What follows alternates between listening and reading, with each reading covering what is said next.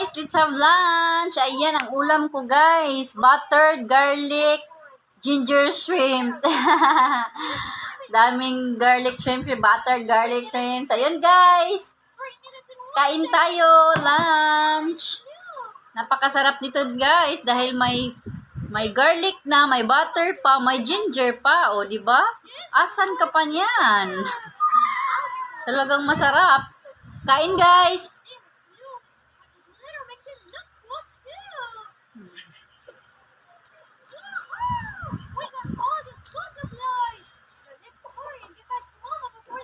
So kapag nagluto ka guys ng shrimp, dapat yung balat hindi talaga nakadikit sa meat niya. Di ba masarap?